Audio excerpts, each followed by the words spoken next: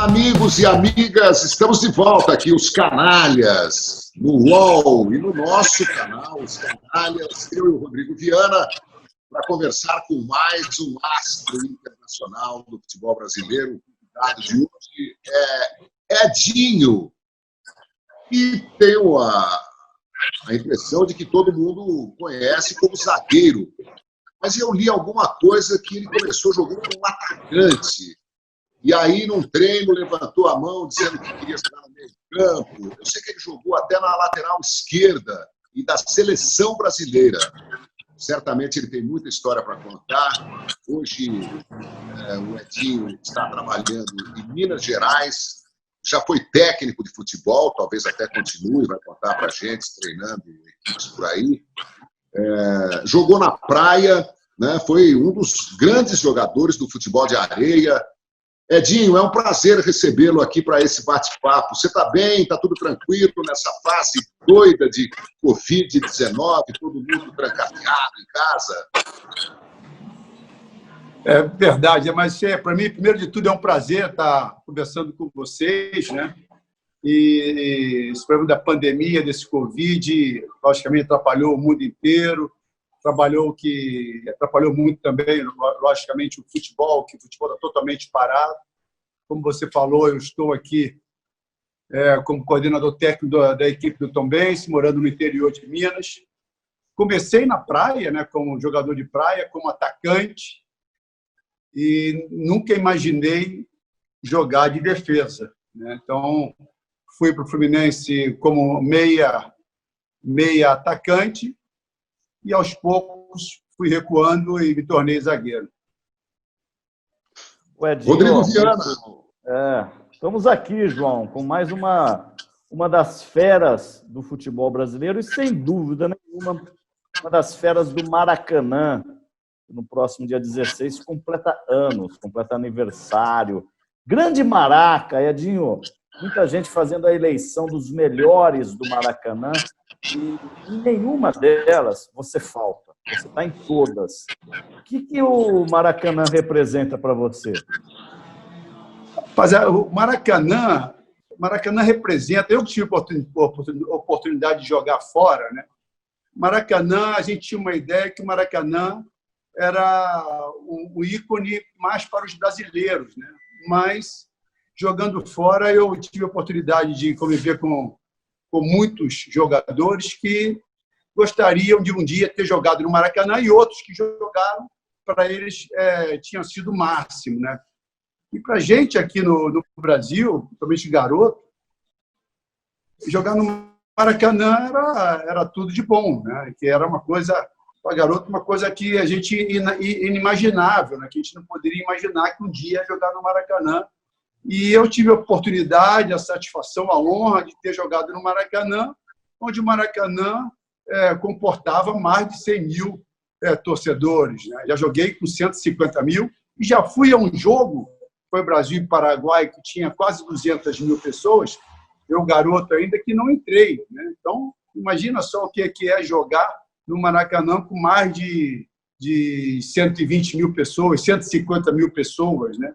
Então, quer dizer, e ali era toda semana, pelo menos 2 vezes da semana estava no Maracanã. E eu fui premiado agora com essa satisfação, com esse orgulho, com essa honra de ter sido com 50 que pisaram no Maracanã. Isso, sem dúvida nenhuma, é um marco na vida de qualquer jogador, de qualquer ex-jogador. O Edinho, antes da Copa realizada aqui no Brasil, a gente costuma dizer que o Maracanã foi estuprado. Claro que o Maracanã hoje é um lugar mais moderno, cabe menos gente, foram feitas adaptações e tal, mas, entre outras coisas, além de toda a tradição de ter sido durante muito tempo o maior estádio do mundo, o Maracanã estava tombado pelo Instituto do Patrimônio Histórico e Artístico Nacional. E lá no Rio de Janeiro passaram por cima das leis, né, demoliram a marquise, modificaram completamente o Maracanã.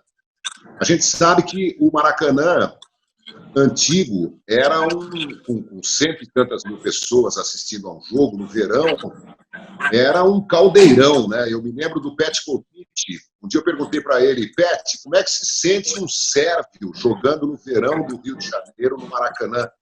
Ele falou assim, não tem ar para respirar, bem o ar. Então, eu queria que você falasse disso. Como é que você, que jogou na máquina tricolor, que jogou não só no Fluminense, jogou no Flamengo, como é que vocês, jogadores daquela época, se sentiram quando viram a demolição de algumas partes do Maracanã e a sua modernização para a Copa de 14? Para nós que jogamos no Maracanã, é sempre ver com muita tristeza, né? Ter visto, acompanhei, fui no Maracanã, então o Maracanã estava em obras ainda, nessa reforma toda aí, nessa transformação do Maracanã. Lógico que a gente passa um filme na nossa cabeça, de tudo que a gente viveu ali dentro, mas também, acredito que você tenha passado por isso também, nós vivemos a transformação, a ruína do Maracanã, né? O som ali que está dentro. A ruína do Maracanã. O Maracanã estava doente. O Maracanã não comportava mais um jogo, porque cheio de problemas, cheio de infiltrações. Quando chovia, alagava tudo lá dentro. Ou seja, foi um mal necessário, porque ninguém cuidava do Maracanã. E, sem dúvida nenhuma, aos poucos, o Maracanã ia ser deixado de lado. E, diante também de toda a transformação do futebol, nos estádios de futebol se transformando em arena, eu acho que se fez necessário ter essa transformação no Maracanã para que o Maracanã pudesse ainda continuar existindo. Porque, certamente, se não fosse dessa maneira, iriam construir uma outra arena no Rio de Janeiro ou o entorno, e o Maracanã não ia ser aproveitado. Mesmo o Maracanã, toda essa reforma, a gente vê aí a batalha que a luta que dos clubes para jogar no Maracanã, os altos preços que são cobrados, a dificuldade que tem. Então, o que acontece? Foi um mal necessário para o futebol, porque o futebol está evoluindo, o futebol está se modernizando, os estádios têm que se modernizar, os estádios têm que se tornar mais acessível e com melhores condições até de segurança, coisa que o Maracanã não oferecia para o público. Então, eu acho que foi um mal necessário, que, lógico, que a gente que jogou no Maracanã naquele tempo todo, e só resta as lembranças, né? Mas eu entendo perfeitamente que era um mal necessário. Ô Edinho, você é um cara que viajou, jogou no mundo inteiro, teve boas temporadas na Itália também. Você tem uma relação muito próxima com o Zico, daqui a pouco eu quero tocar nesse assunto. Você é ídolo do Fluminense, é um dos grandes ídolos do tricolor, o João já citou aí. Mas você disse aí que a evolução é necessária, e eu acho que é mesmo. Mas eu fico pensando onde que, a geral, as pessoas ali, entre o alambrado, o antigo alambrado, e a da arquibancada, onde que isso é uma... mas onde é que isso pode ser uma involução? Porque eu vejo até alguns estádios na Europa ou até no Japão, não que tenham geral, mas há um espaço ali também. Não se podia recuperar os Geraldinos, pelo menos? A gente sente falta dos Geraldinos, que já foi tema de filme. Você citou aí um jogo contra o Paraguai com 150 mil pessoas. Não dá para modernizar o Geraldino? Será que tinha que acabar com isso? Isso aí é uma polêmica. A gente não sabe, eu não consigo entender como é que a gente ia na evolução do futebol, com os altos preços cobrados, os patrocinadores entrando, a televisão, os próprios jogadores ganhando muito mais, né? Isso requer, logicamente, um retorno financeiro. Eu acredito, nunca tinha pensado nisso que você me perguntou aí agora, mas eu acredito, pensando rapidamente, que os Geraldinos estão nos pay-per-views aí, entendeu? Ou seja, da vida. vendo os jogos nos bares, nos gatos net que a gente tem visto aí, né? Eu acho que é mais ou menos por aí. Edinho, vamos falar de futebol. Você é de Niterói, né? Não, sou de Copacabana. De Copacabana. Então eu li, preciso avisar alguém aqui que colocou uma informação errada no seu perfil na internet. Você vê que a internet é muito útil, mas às vezes também pisa na bola. Niteroiense, Edinho, parece que eu vi. Como é que foi? Você foi um dia lá pedir emprego no Fluminense, te viram na praia, te levaram para as Laranjeiras? Como é que começou tudo? É lógico que você está brincando, mas futebol não se perde emprego, né?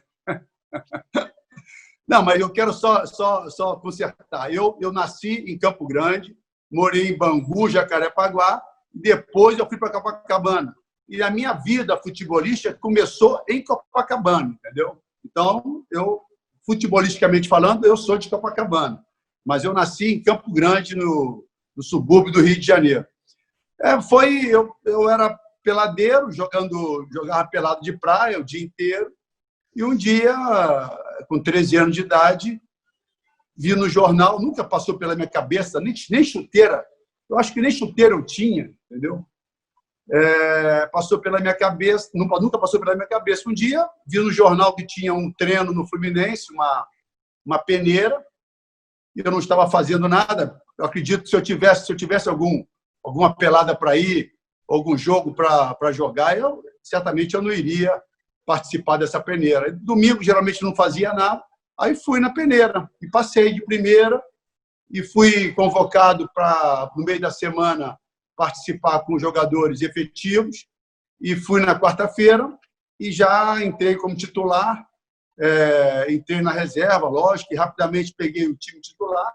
E aí começou a minha caminhada lá no Fluminense como jogador de futebol. Foi de uma maneira... E como meio de campo. Meio de campo. E como atacante, você fazia gol? Você tinha essa habilidade para botar a bola na rede e tal? Ou você era um armador de jogar? Eu era artilheiro. Eu era goleador. O gol sempre teve dentro de mim. Tanto é que, como zagueiro, você fez muito, sabe? Eu sempre eu tinha aquele ímpeto de ir para frente, porque dentro de mim eu tinha o zagueiro nas costas, o número, mas dentro de mim eu era atacante, entendeu? Então era muito mais forte do que eu. E para eu poder atacar, eu tinha que me preparar muito mais, né? Então eu tinha uma condição física privilegiada, porque eu tinha que fazer uma função que estava dentro de mim e que não poderia desarmar outra, entendeu? Que no fundo as duas se conflitam, né? E eu tinha que fazer de uma maneira para que ficasse mais harmoniosa possível. Só que às vezes era impossível isso acontecer, entendeu? Mas termina aí, amigo. Não, é isso mesmo. Então eu tinha aquele ímpeto de atacante, batia falta, cabeceava, porque era a única maneira que eu, como defensor, tinha de chegar perto do gol, de fazer o gol. Que o gol era tudo para mim, sempre foi tudo para mim. Então, o que acontece? Então, eu treinava cabeceio, treinava falta, treinava chute de fora, treinava pênalti, fazia tudo, entendeu? Então, quer dizer, eu treinava, além de treinar como zagueiro, eu fazia treinamentos de atacante. E fiz muitos gols de atacante quando chegava na área. Quando pisava na área, eu não estava na minha zona de desconforto, não. Eu estava na minha zona de conforto. Eu queria que você respondesse, Edinho, não só para mim, mas para todos que nos assistem, qual era a exata posição do ataque que você jogava? Você era um meio atacante, era um cara que chegava? E por quê? Porque você que foi um grande jogador, treinador, comentarista, está no meio da bola, sabe o quanto que é difícil isso. Por que você vai para a zaga, depois para a lateral? Por que essa mudança? É porque não tinha lugar em algum time e acharam para te encaixar? que é o que ocorre, às vezes, com situações parecidas. Mas me diz a posição que você jogava no ataque, específica. Eu jogava de todas as posições, porque é incrível, né? Eu vejo, às vezes, com grandes jogadores, né? E vi muitas vezes o próprio Zico, né? Se você colocar o Zico no lateral direito, ele vai se transformar em lateral direito. O Pelé, se colocar em qualquer posição, ele vai se transformar naquela posição. E eu até era goleiro ele pegava, assim. o Pelé, né? Pelé, né, João? O Pelé chegou a ser até goleiro num jogo treino. Exatamente, isso. E eu também, se vocês acho que não sabem disso, eu fiquei na reserva uma vez, numa eliminatória da seleção brasileira, como reserva do goleiro. Olô. E vou dizer qual foi o jogo, talvez vocês venham se lembrar ou não. Foi o jogo, foi Venezuela e Brasil, lá na Venezuela, não sei se foi eliminatória de 82, né? Quando era João Leite e me parece que era o Carlos, os dois. E o João Leite se machucou. E não poderia, só tinham dois goleiros. E não poderia falar nada para ninguém. Então, eu fui para... Ele estava na reserva de goleiro. Porque se caso o Carlos se machucasse, era eu que ia entrar. Entendeu? Então, o que acontece? Eu jogava de ponta direita, jogava de centroavante, jogava de 10, jogava de 8, jogava de ponta esquerda. Nunca joguei do meio para trás. Né? Nunca joguei do meio para trás. Aí, um dia, numa seleção carioca de dente de leite, o meu treinador, que foi em São Paulo, torneio de seleções dos estados, em São Paulo se premiava muitos zagueiros. E ele, como gostava muito de mim, falou assim: Edinho, vou te colocar na zaga, porque acho que ali você tem mais chance de ganhar um prêmio. Entendeu? Aí eu fui para a zaga. E realmente ganhei o prêmio de melhor jogador do torneio, de zagueiro. Aí, naquela brincadeira, posição nova, tal, quando eu voltei de zagueiro e nunca reclamei. E aí o meu corpo foi se transformando para zagueiro, porque é uma posição específica, né?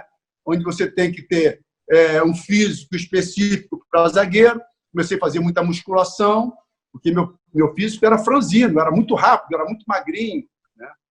E aí fui treinando mais parte física de zagueiro e você vai ficando mais sem mobilidade, né? E você vai perdendo aquela leveza, né? Exatamente. Então, eu perdi isso. Então, eu fui me adaptando a me transformar num zagueiro atacante. Um zagueiro forte, né? Um cara muito forte, né? Grandalhão. Aí eu fiz muita musculação para eu me fortalecer. Entendeu? Porque até 18 anos eu era franzino. Ah, interessante. Você se lembra do primeiro time do Fluminense profissional em que você atuou? Qual era a formação? Eu adoro essas viagens no tempo. Viu? Certamente você tem aí, né? Não tenho, não. Mas eu imagino, mais ou menos. Eu te ajudo aí se você começar a escalar. Não, eu não tenho, mas eu sei que foi. Me parece que foi em 73. O jogo eu sei. Eu não sei o ano, mais ou menos. Eu acho que foi em 73. Foi contra o Figueirense, em Florianópolis. Nós perdemos o jogo de 1-0. O goleiro, eu sei que era o Jorge Vitório. A zaga talvez tivesse sido Silveira comigo. Marco Antônio. Não sei. Hã? Marco Antônio, lateral esquerdo. Marco Antônio, lateral esquerdo. E eu acho que Marco Antônio...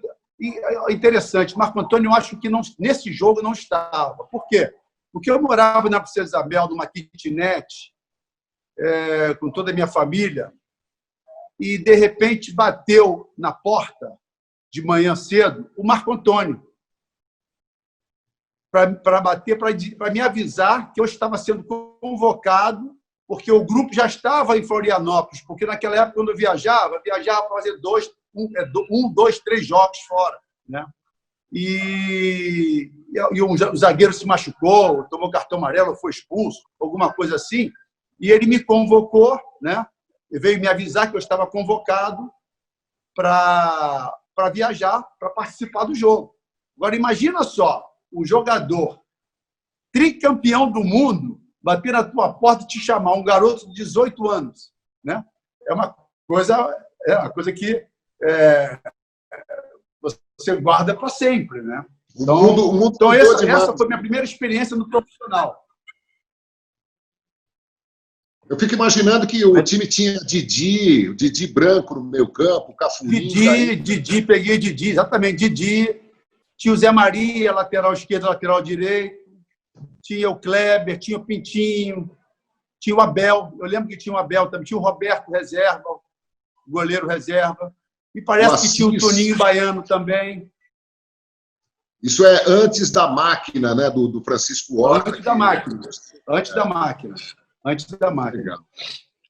O Edinho, depois a gente pode até voltar à máquina, mas dando um salto quântico para a sua carreira, você joga 3 Copas do Mundo, 78, 82 e 86, e fica na minha cabeça o gol de 86, um belíssimo gol, altamente desenhado, que mostra isso, a tua habilidade de chegar, a tua força, você é um cara com muita força e habilidade. É uma característica que se pede hoje para os atacantes, né? Hoje se pede muito cara vertical.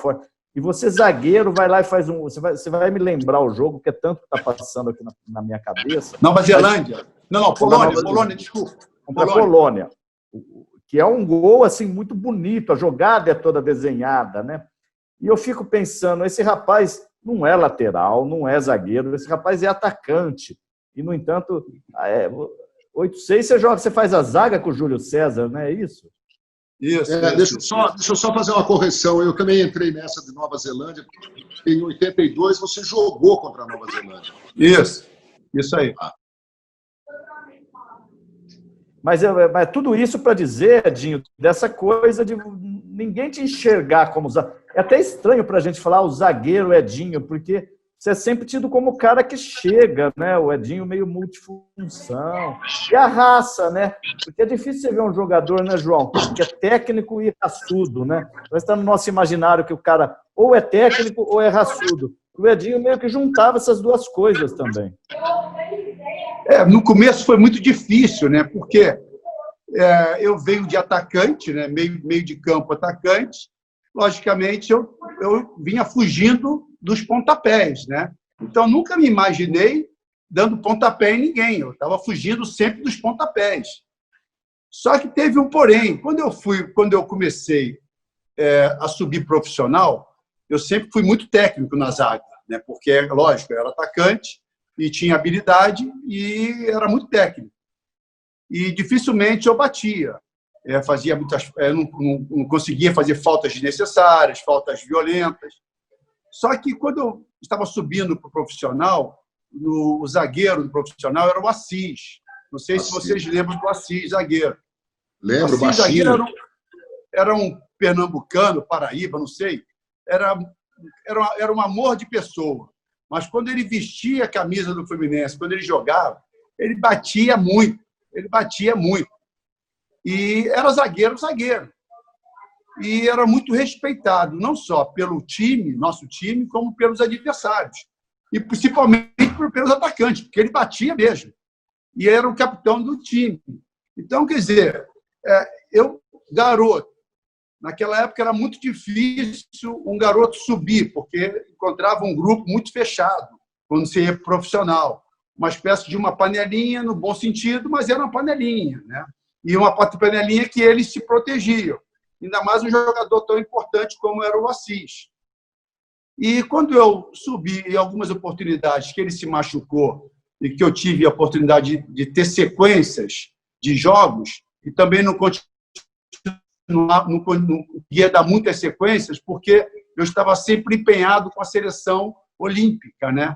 Eu fiquei muito tempo indo para a seleção pan-americana, foi em 75, e muito tempo também com a seleção olímpica que disputou a Olimpíada de 76. Então, dificilmente eu podia me firmar como titular do Fluminense por causa disso. Então, às vezes que eu me firmei e estava o Assis na reserva, que ele se machucou e depois na hora que ele voltar, que estava a voltar, ele não voltava porque eu assumia a posição, me cobravam muito, e os próprios jogadores cobravam muito, que o Assis batia e eu não batia, entendeu? Aí eu falei, então eu tenho que bater, cara. Aí comecei a distribuir para o lado do outro lado. E eu tinha uma coisa que ele não tinha, que era habilidade. Então eu comecei a bater, que ele batia, e tinha habilidade que ele não tinha, entendeu? Então, aí eu comecei a me impor realmente como zagueiro. Ali que eu comecei a me caracterizar mesmo como zagueiro, entendeu? De ter que chegar junto nos atacantes. Então, você acha hoje em dia, conceitualmente, que o zagueiro ele tem que bater ou não tem que bater? O que você acha?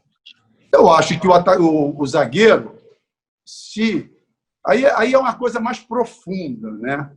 Porque ninguém encara. É profunda mesmo. Não, eu vou explicar. Por quê? Porque ninguém entende, somente os profissionais do futebol, ninguém entende que zagueiro é uma posição específica. Zagueiro, você tem que lidar com o zagueiro especificamente. Você tem que lidar com o zagueiro com treinamentos específicos, com orientações específicas. Com isso, ele não seria empírico, ele não seria intuitivo. O zagueiro intuitivo, o zagueiro empírico, tem que bater. Por quê? Ele vai na jogada errada, no tempo errado, ele tem que bater. E a gente vê aí milhões de zagueiros, até considerados bons zagueiros, que chegam no tempo errado e tem que bater. Ou seja, se ele tivesse uma orientação, um treinamento, com pessoas capacitadas para isso, e eu sou capaz para isso, porque eu aprendi, estudei, e eu, como ex-atacante também, eu me colocava numa situação de que o atacante, como o zagueiro tinha que se comportar com o atacante. Então, a gente vê muitos zagueiros aí fazendo faltas desnecessárias e pênaltis desnecessários, e vou citar até um exemplo aqui, o próprio Dedé, que é tido como um bom zagueiro, ele tem horas que ele vai numa jogada espalhafatosa, no momento errado, e comete faltas e pênaltis desnecessários, né? Então, o que acontece? Então, muitos por causa disso. Então, o que eu quero dizer é o seguinte, não necessariamente tem que bater, mas necessariamente tem que bater por causa disso, entendeu? É quase que, né, João? Veja se eu entendi, e que o Edinho também me corrija. É quase imanente, está na natureza do jogo que o zagueiro corte a jogada. Se ele não chegar na bola, ele precisa chegar no cara. Mais ou menos essa intuição que o Edinho está dizendo. Agora, o que se diferencia, e aí eu vou pegar o Tele Santana, que joga o Luizinho em 82, o Edinho em 86, os caras que jogaram na frente que sabem se colocar. E aí não precisavam bater tanto, né? No caso do Luizinho, o Luizinho era um jogador muito técnico, né? Muito bom jogador. Não batia em ninguém. Só que Não batia em ninguém. Não batia em ninguém. É aquela diferença que eu tive que aprender, entendeu? E numa Copa do Mundo, chega um momento que você tem que chegar junto. Primeiro para se impor também, entendeu? Se você... E o Luizinho era um jogador franzino, né? Então, dificilmente ele conseguia tirar as bolas na técnica, né? Porque ele é um jogador técnico que não tinha o corpo a corpo. Mas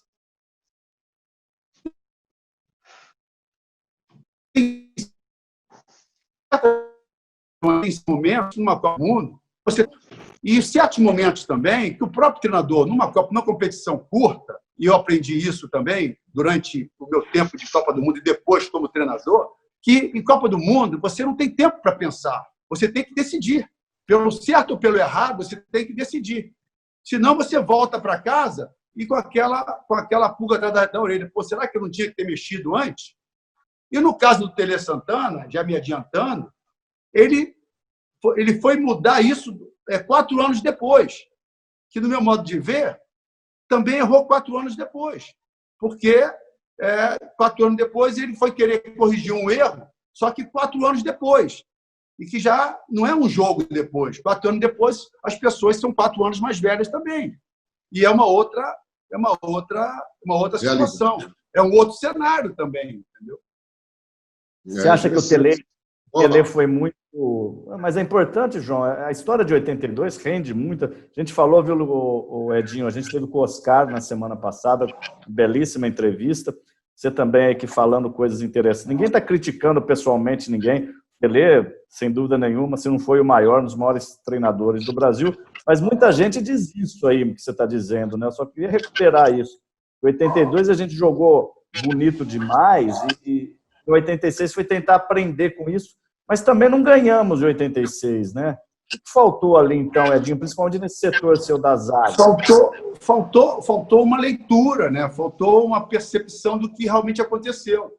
Uma coisa é você ouvir as pessoas, e uma outra coisa é você olhar para dentro de você mesmo e fazer uma reflexão, né, de profissional que você é, de experiente que você é, aonde você errou e aonde você acertou.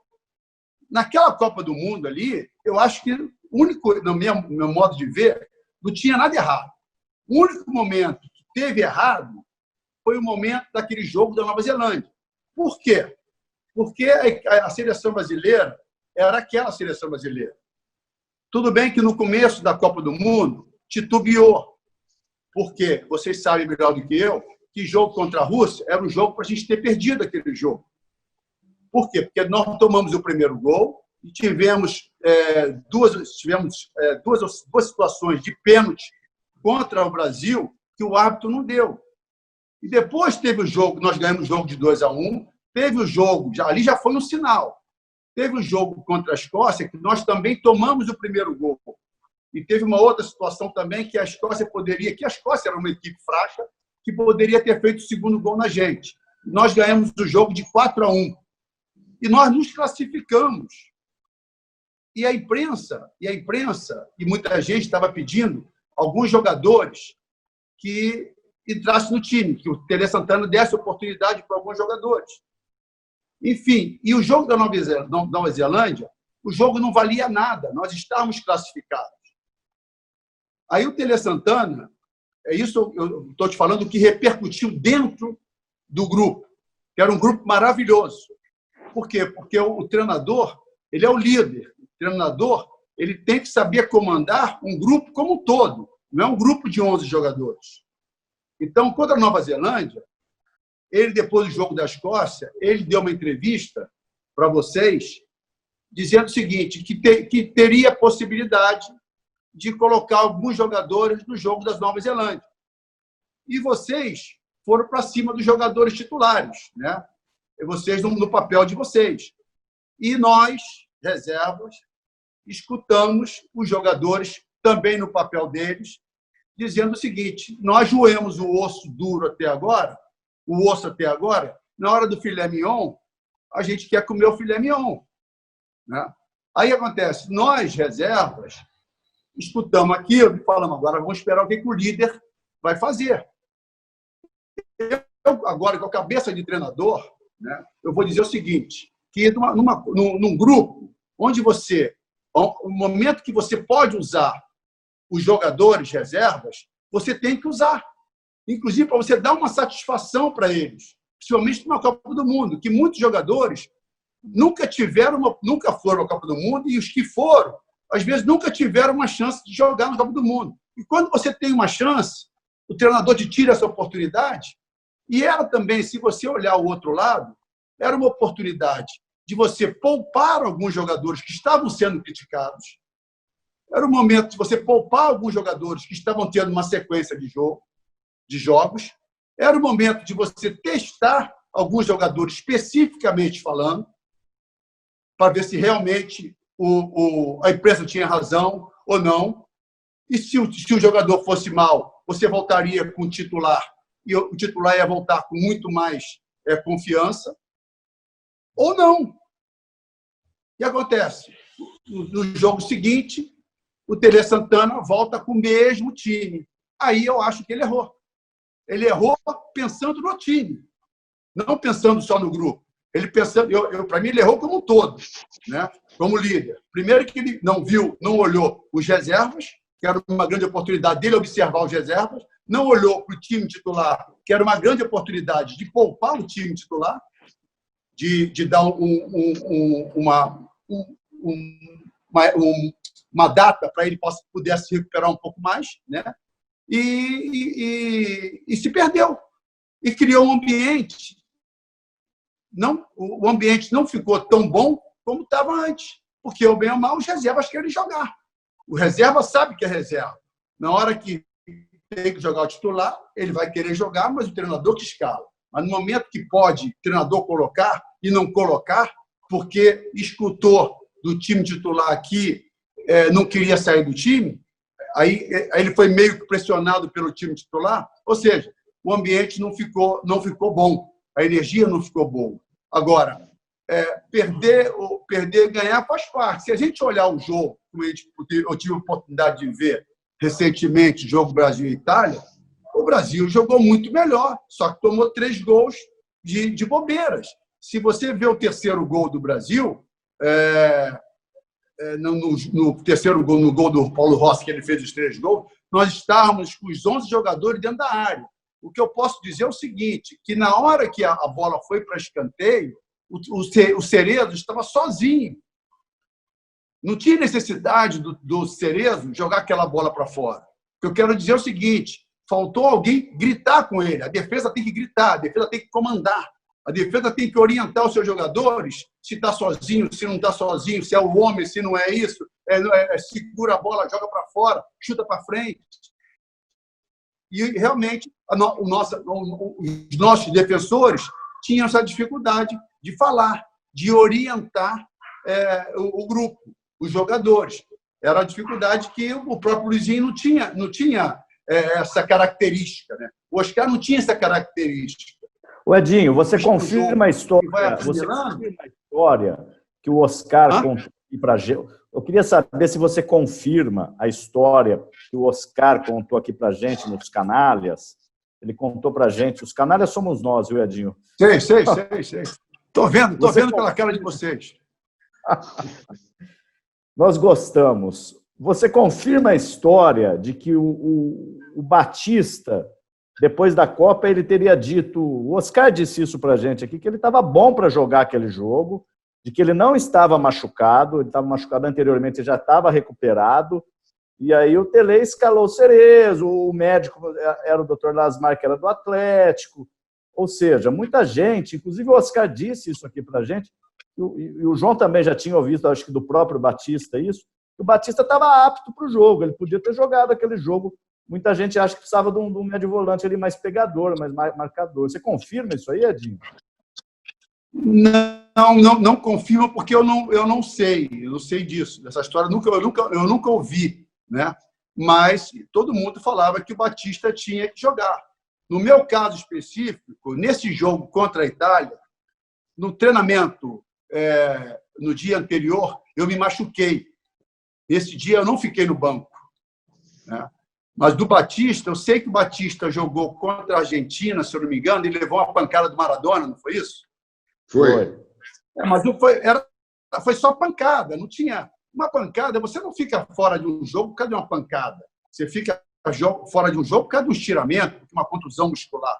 Não, mas o Batista era um jogador raçudo, né? Ele não ia ficar de fora de um jogo contra a Itália por uma contusão. Ele ia para o palco, na gíria a gente fala, entendeu?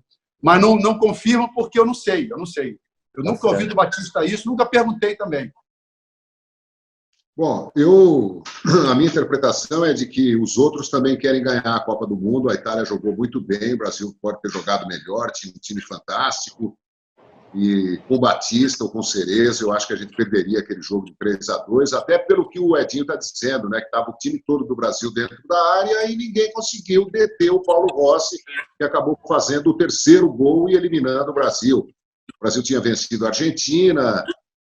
Futebol é isso, né? E teve o quarto gol também. O quarto gol foi legítimo. Não tem outra alternativa, né?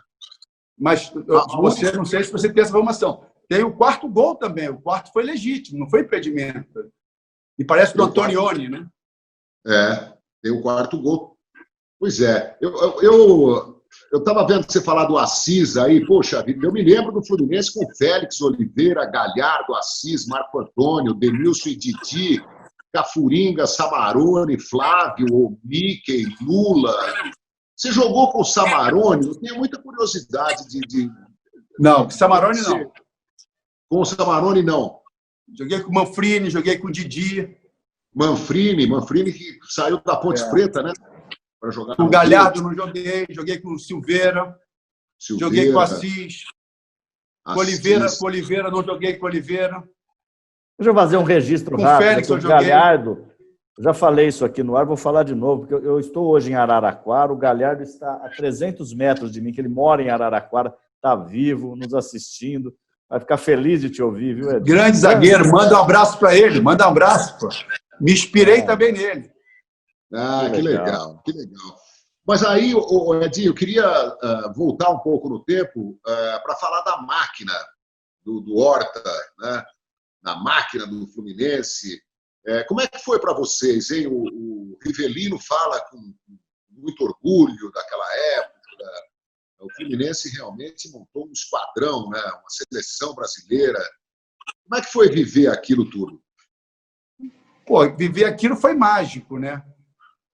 Porque o Fluminense veio se transformando, né? E trazendo todos esses jogadores. E eu era das categorias, eu era da seleção de base, né? E quando eu voltava da seleção, eu ficava no profissional. E quando eu realmente voltei das Olimpíadas de 76, eu já vim rapidamente porque eu fui convocado para jogar um Fla-Flu, porque faltava um zagueiro. Eu tive que, no último jogo contra a Polônia, contra a Rússia, se eu não me engano, eu tive que me arrumar às pressas, pegar avião e voltar para jogar o jogo Fla-Flu. Que loucura! E depois desse jogo, o Coutinho, quer dizer, a seleção brasileira, falou para o Horta o seguinte, isso depois que eu soube, né? Se vocês não colocarem o Edinho como titular, porque o Assis estava machucado, por isso que eu voltava para jogar. Se vocês não colocarem o Edinho como titular do Fluminense, nós vamos convocar o Edinho na reserva mesmo para a seleção brasileira. Aí foi aí que o Horta premiou o Assis com o passe livre, que antigamente o jogador ficava preso, né, aos clubes, e premiou com o passe livre e deu passe livre para ele ir para o Sport de Recife. Aí eu fui efetivado mesmo como titular do Fluminense e na máquina. Ou seja, jogar a máquina com o Rivelino, com o Marco Antônio na época, com o Félix, com todos esses grandes jogadores, Carlos Alberto Torres. Eu formei a zaga com o Carlos Alberto Torres. O Renato também, o Renato. Eu ficava no mesmo quarto com o Paulo César Caju. Aprendi muita coisa. Eu ia perguntar se o Caju já estava na máquina nessa época já, né? Acho que foi o ano seguinte, foi 76, né? O que é que você aprendeu com o PC Caju? Queria saber. Isso aí eu ia te falar. Eu aprendi muita coisa boa e aprendi muita coisa que não devia fazer, entendeu? Mas ele é sensacional. Sensacional. Muita coisa. Aprendi. Época espetacular de ouro do futebol brasileiro, né? Puxa vida. E uma época também, não sei se vocês sabem também, é o seguinte, na época, o Horta acho que foi pioneiro nisso. Os times de futebol não ficavam em hotel de 5 estrelas. Ficavam só em hotéis secundários, né? Nos subúrbios, no centro das cidades, hotel baixo, hotel não muito bons, porque o jogador não tinha uma fama boa. E foi o Horta que começou a melhorar essa situação. Tanto é que nós concentrávamos no Rio de Janeiro, no Hotel Nacional, ali em São Conrado, com todas as mordomias. Edinho, eu tenho uma outra curiosidade em relação ao futebol do Rio de Janeiro. Aqui em São Paulo, eu me lembro muito bem, quando começaram a acontecer algumas transações, jogadores sair do Palmeiras e para o Corinthians, sair do Corinthians e para o São Paulo, do São Paulo para o Santos, do Santos, principalmente pela rivalidade entre Corinthians e Palmeiras na época. Aquilo causava um frisson, né? Falava-se muito. No Rio de Janeiro, parece que nunca houve nenhum tipo de problema. Você mesmo jogou no Flu e no Fla, Romário, Edmundo, bom, tem uma lista assim, interminável de jogadores que atuaram no Flamengo, no Vasco, no Fluminense, no Botafogo. Isso nunca causou nenhum problema com os torcedores do time que você deixava? Não, isso causava. Isso causava só nos grandes jogadores, né? Os jogadores que passavam de um clube para outro, e muitos vieram de fora também, né? Mas não se admitia, por exemplo, no meu caso específico, né? Porque depois da máquina, ficou praticamente eu. Então, era eu no Fluminense, o Roberto Dinamite no Vasco e o Zico no Flamengo. Então, esses jogadores não se admitiam que esse jogador pudesse jogar em outro clube, né? Agora, os outros jogadores, principalmente, introduziu isso, foi o próprio Horta, né?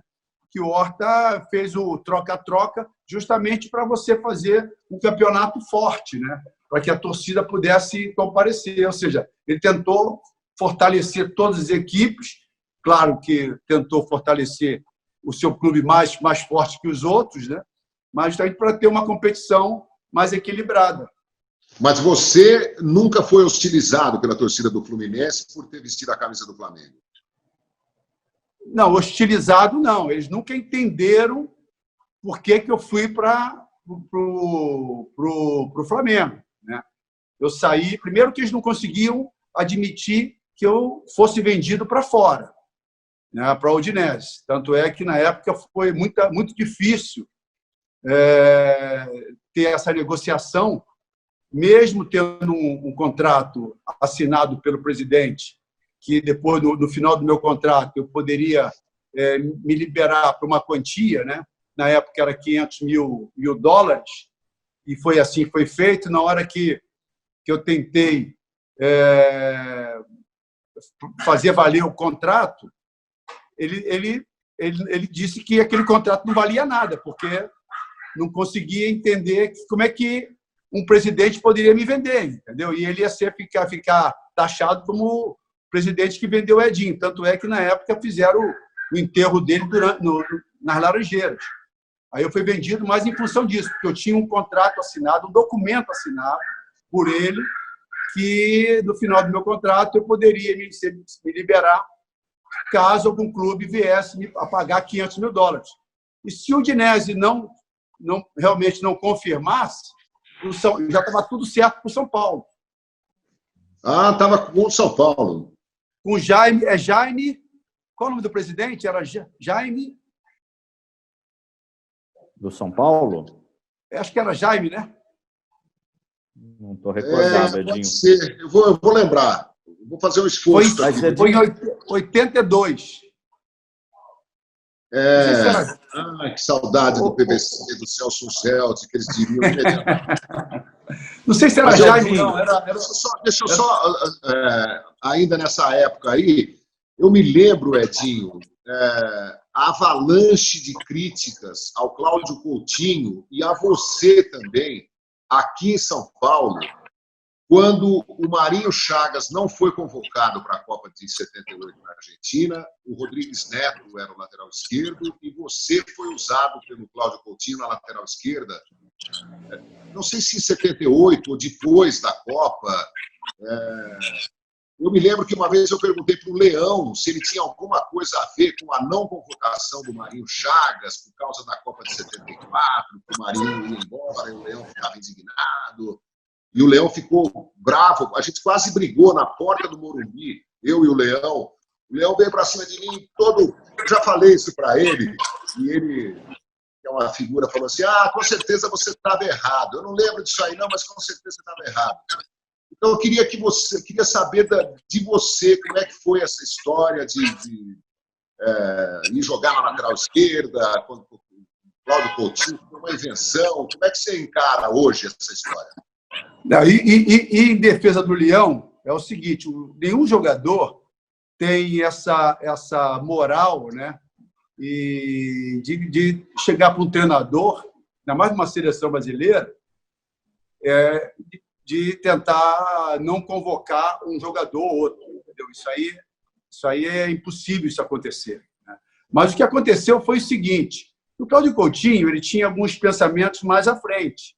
Então, ele queria um jogador que soubesse atacar, mas que fosse mais defensivo. Isso eu pensando por ele, porque eu nunca conversei com ele a respeito disso, apesar dele ter me conhecido e ter participado em todas as seleções de base.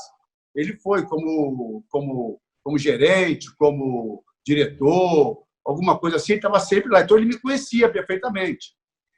E o que aconteceu? Em 78, existia aquela rivalidade São Paulo e Rio de Janeiro. O treinador ele tinha que equilibrar os jogadores, porque não poderia ter 18 de São Paulo e menos do Rio, e vice-versa, né? Então, tinha que ter um equilíbrio nisso. E, na época, o Coutinho me convocou de lateral esquerdo e titular, sem ter previamente conversado comigo, porque eu por ter sido atacante, eu tinha esse ímpeto ofensivo e joguei várias vezes de lateral esquerdo e jogava bem. Eu era um bom lateral esquerdo também.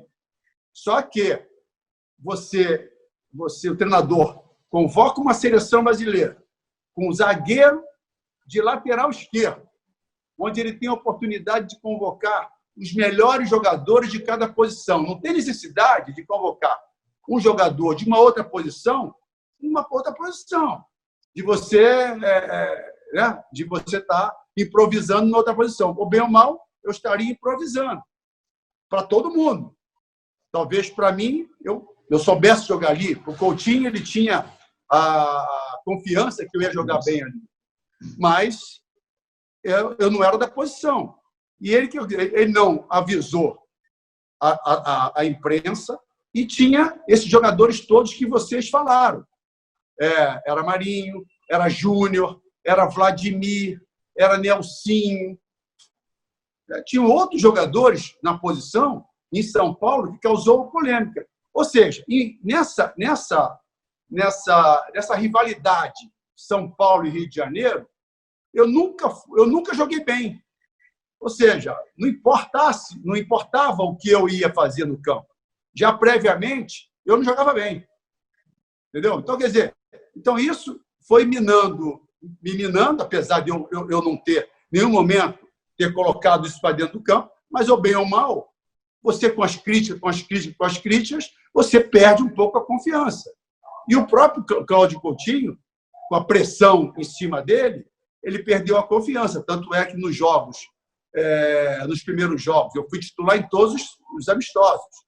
E nos 2 primeiros jogos contra a Suécia e contra a Espanha, que a equipe não jogou bem, mas tinha um significado, que também faltou a percepção dele. Por que a seleção não jogou bem? Porque nós jogamos no campo de Mar del Plata, onde a grama saía. Ali você precisava de uma equipe mais pesada, que a equipe leve não conseguia jogar, que era Reinaldo, que era Zico e que eram outros jogadores. Aí ele mudou a equipe, tirou Zico, tirou Reinaldo e me tirou da equipe. A pressão foi muito grande. Só que no caso do Zico e do Reinaldo, no meu modo de ver, eles tinham que ter voltado. Desde o momento que o Brasil classificou, que foi para um campo normal, sem ter aquela dificuldade toda da grama, eu acho que o Zico tinha que ter voltado. Porque o Zico era um jogador em projeção, né? Jogador que estava se firmando, jovem ainda. Era o nosso... Deixar bem claro ter voltado ao time titular. Né? Mas... devia ter dado nova chance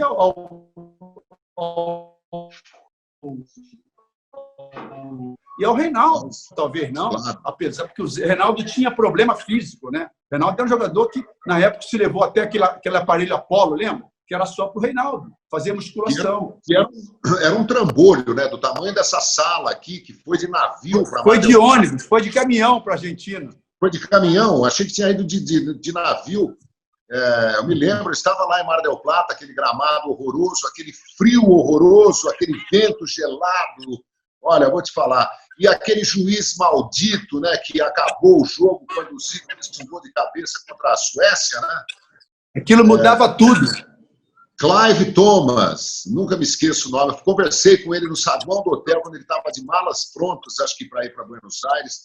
Eu fui lá perguntar como é que era o nome dele. Mas é bom que se diga também que antigamente, aos 45 minutos, o jogo terminava, né? Não tinha, né? Não tinha, lógico que ele terminou depois que o Nelinho bateu o escanteio, né? Então, né? Então não deixa bater o escanteio, né? Claro. Isso aí. Ô, Edinho, eu já ouvi aqui você falando umas 3, 4 vezes, porque vocês da imprensa, a imprensa, e você foi Mas da imprensa. Não é criticando, não é criticando, não. Eu não acho que é criticando. Até não é porque você recentemente estava comentando jogos pelo Sport TV. Aliás, eu ouvi muitas vezes você comentando, eu estava trabalhando no Rio, na época, comentando muito bem, por sinal, público. Agora, você não tinha problema nenhum em fazer isso que você está fazendo aqui. E, eventualmente, criticar um jogador, um treinador, falar o que você estava vendo, né? Eu observava no teu comentário isso. Você é muito transparente. Você já falou aí do Cláudio Coutinho, falou do Luizinho, falou do Pelé. Está falando do ponto de vista técnico e algumas situações pessoais. Você já teve algum problema, Edinho, com algum jogador ou ex-jogador que falou, pô, não gostei que você falou isso, você estava lá também, agora você fica aí falando?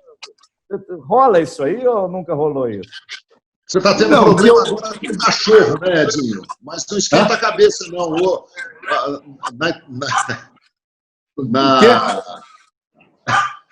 Os animais são bem-vindos aqui nos canalhas, viu? Rapaz, eu tenho 4 aqui. Já pedi minha esposa para me ir lá fazer aquele parar de latir, mas não consegue parar de latir. Tem 4 Yorkshire aqui que late o tempo todo. Esses cachorrinhos pequenos são danados. A gente estava entrevistando o Luizão, no finalzinho da entrevista, os quero-queros que quiseram aparecer e começaram a gritar também. Faz parte. Mas respondendo o seguinte, eu tive alguns problemas, principalmente com a torcida do Fluminense, né? Porque eles entendiam, ou no entendimento deles, que eu tinha que não criticar o Fluminense. Eu tinha que meio que passar a mão em cima de algumas situações que eu estava vendo, né? E eu nunca fui de não criticar uma coisa que eu estava vendo. Eu falava aquilo que eu estava vendo. Uma vez aconteceu o seguinte, que se tornou público, nunca ninguém me questionou, nenhum jogador, né? Porque eu sempre tentei respeitar, eu falava mais na parte técnica. Nunca fui de tentar humilhar algum jogador, tentar, como se diz, fazer piadinhas com eles. Mas teve um dia que eu critiquei o Juninho Pernambucano, né, num jogo, e eu estava, isso foi numa quarta-feira ou foi num sábado, e eu estava me preparando para fazer um jogo no domingo e estava vendo um jogo do Vasco da Gama em São Januário. Eu estava vendo o jogo ao vivo, né, na televisão. E, de repente, na hora que o Sport TV, a Globo estava entrevistando o Juninho, o repórter do Sport TV estava esperando. Na hora que acabou a entrevista da Globo, o Sport TV foi perguntar para ele alguma coisa, aí ele afastou o microfone e perguntou: é o Edinho que está lá em cima? Aí o cara falou assim: não. O repórter falou: não, é fulano, né?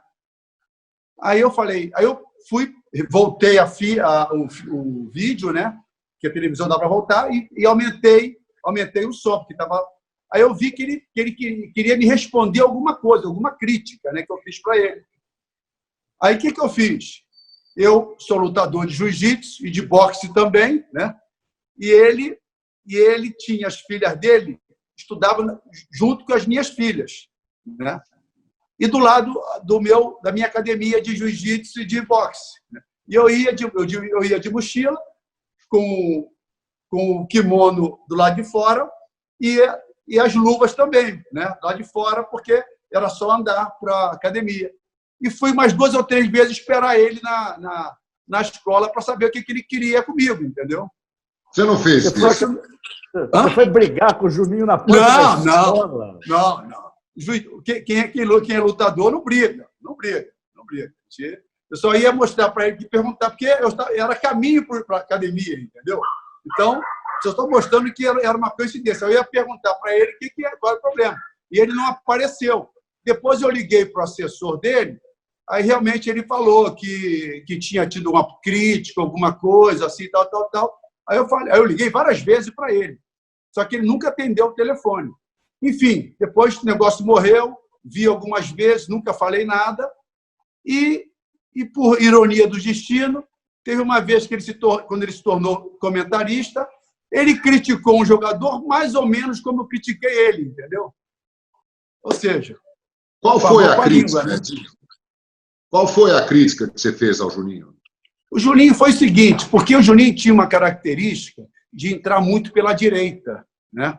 Ele entrava na posição onde o lateral direito ocupa, ou seja, ele era o número 8, que ele fazia meio que o facão nas costas do lateral esquerdo, do adversário, para tentar cruzar.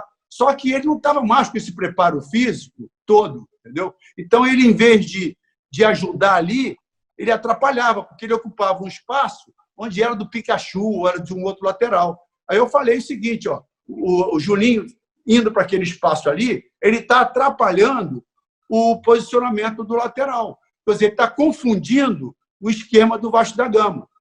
Foi só isso que eu falei. Eu não ofendi. Eu falei taticamente o que estava acontecendo. E ele se ofendeu. Essas coisas também, posso falar, são legais, porque fazem parte do futebol, do folclore. Depois, são legais desde que fiquem por isso mesmo, né? Porque um tem uma leitura e critica o outro. Depois o Juninho mesmo, eu me recordo desse jogo, ele criticou um jogador, o jogador também gostou e faz parte do jogo. Você tem uma opinião muito forte, Edinho, sempre teve, você é um cara de sangue quente. O que você acha da volta do Fred no Fluminense? De bicicleta. Rapaz, eu até postei um vídeo, e estou para postar um vídeo, até dando os parabéns para ele pela iniciativa, porque aqui onde eu estou, em Carangola, eu também ando de mountain bike, né? Eu faço direto mountain bike aqui, e porque aqui em Carangola é meio que a cidade onde o pessoal anda de bicicleta e faz trilhas, e faz quilômetros e quilômetros, 50, 80, e a gente sempre faz, né? Então, eu até postei um vídeo mostrando isso, dando os parabéns para ele pela iniciativa e tudo mais. Eu acho que a volta dele é uma volta bacana, porque a torcida do Fluminense estava precisando, toda a torcida precisa de um ídolo, né? Mas só que, tecnicamente, a gente sabe que ele vai ter dificuldades. Por quê? Se ele já tinha dificuldades antes, né, pela característica dele, e pelo futebol que está mudando, está se tornando cada vez mais veloz, mais dinâmico e com menos espaço, tudo isso que está acontecendo no futebol, ele não tem mais, né? E tem mais um pouquinho, uma coisa que vai contra ele, que é a própria idade, né? Agora, que é bacana um clube levar para a iniciativa do sócio-torcedor, para você chamar mais sócio-torcedor, levar a torcida ao Maracanã, isso com certeza. Agora, é claro que ele vai ter que entender o momento, o treinador, Odair, vai ter que entender, que ele já até comentou, o momento que ele vai ter que usar o Fred ou não, e o Fred, a gente sabe que ele vai querer jogar o jogo o tempo todo. E o momento do futebol hoje vai ser muito difícil ele se inserir nesse contexto todo. Mas, como iniciativa do clube, pensando em coisas maiores, trazendo torcida, sócio-torcedor, levando torcida para o Maracanã, eu acho interessante. Futebolisticamente falando, não. Já estamos... Mediaticamente, sim. Hã? Mediaticamente, sim. Acho. Futebolisticamente, não. Ô, João, não sei que você vai... Já passamos de 1 hora de conversa, Edinho. Queria te agradecer muito, mas queria que você falasse agora, no finalzinho desse papo, como é que você se sente fora do Rio de Janeiro, trabalhando numa cidade pequena do interior de Minas Gerais, Eu sou de uma cidade pequena do interior de São Paulo, sinto muita saudade de estar lá com meus amigos e tal, mas você não é daí, então é uma outra realidade. Se você abandonou definitivamente a carreira de treinador, se você vai ser uma espécie de manager agora dos times onde você vai trabalhar, então, como é que está o seu presente e quais são as suas projeções? Eu, quando saí do Sport TV, quando eu não renovei meu contrato, meu primeiro pensamento foi voltar para treinador. Tanto é que eu fiz o curso da CBF, porque o curso da CBF é importante você fazer para você ter a licença. Você está credenciado a estar sentado na beira do campo. E a primeira ideia era voltar. E a equipe Tombense, que é uma equipe que tem o Eduardo Duran, que é empresário de futebol, com o Lani, que são os donos da equipe, acharam melhor eu vir como coordenador técnico. Eu achei interessante porque, inclusive pela própria minha idade, né, e pelo todo o meu conhecimento, experiência, e eu possa ter uma sobrevida melhor, maior, menos responsabilidade no contexto, em cima de um resultado. Eu achei muito interessante. Quanto à minha vinda aqui para uma cidade pequena, eu sempre que morei em cidade grande, Rio de Janeiro principalmente, onde tem meus amigos, tem a coisa que eu gosto de fazer muito, que é jogar meu futebol. Aqui eu não tenho, mas aqui eu estou me reinventando. Estou adorando morar aqui em Carangola, morando em Tombos também, adorando, minha família está adorando. Nunca pude imaginar que isso pudesse acontecer, nunca pude imaginar que eu poderia morar numa cidade pequena de 30 mil habitantes, 35, 33 mil habitantes. Estou me reinventando, estou com um novo esporte agora, que é o mountain bike, estou adorando. Quase que diariamente estou em cima da bicicleta. E eu e minha família, minha esposa, meus amigos, encontrei aqui grandes amigos. Eu estou com um grupo de amigos aqui muito interessante, muito bacana. Ou seja, sentiram nenhuma falta do Rio de Janeiro. Claro que a gente fala com o Rio de Janeiro frequentemente, com os amigos e tudo mais. Também essa pandemia, esse coronavírus, nos impossibilita de estar viajando de um lado para o outro. Mas, respondendo a tua pergunta, efetivamente, estou muito contente de estar no Tombense, como coordenador técnico, e morando aqui em Carangola. Que maravilha. Edinho, só para fechar da minha parte, eu te dizer um tchau, já aproveitando para te agradecer, te parabenizar por ser um dos 50 craques dos 70 anos do Maracanã, feito para poucos mesmo. Você pode guardar no teu coração essa glória interior. Mas eu queria te perguntar o que eu já perguntei para o Oscar, para o Elzo, que foi volante em 86, para o Moser. A gente pergunta para todo mundo, eu vou sempre perguntar isso. Quem é o Zico para você, Edinho? O Zico que jogou 3 Copas do Mundo com você, o Zico que te fez na Udinese também. Você era o capitão da Udinese naquela situação. O que representa o Galo para você? E a gente vai pôr uma matéria no canal Os Canalhas, viu, João? Fechei ontem com o Serginho Pugliese, falar no ar. Uma visita do Museu da Pelada à casa de todos os irmãos Coimbra juntos. No domingo eles vão pôr e a gente posteriormente vai pôr no nosso canal. Estou só dizendo isso porque a gente ama eles, mas eu queria ouvir de você o que o Zico representa para você, Edinho. O Zico, todas essas pessoas que falaram do Zico já falaram com certeza tudo que eles pensam realmente, do que realmente o Zico é. E eu faço, mesmo não sabendo o que eles falaram, sei mais ou menos, faço deles as minhas palavras. Mas tive a oportunidade de conviver com o Zico na seleção. Infelizmente, certamente ele tem essa frustração da nossa seleção não ter sido campeã do mundo, e eu acredito que ele, mais ainda, tem essa frustração, porque ele seria a pessoa que iria nos levar a um título, seria o jogador que seria o líder dessa geração, né? Porque toda Copa do Mundo, toda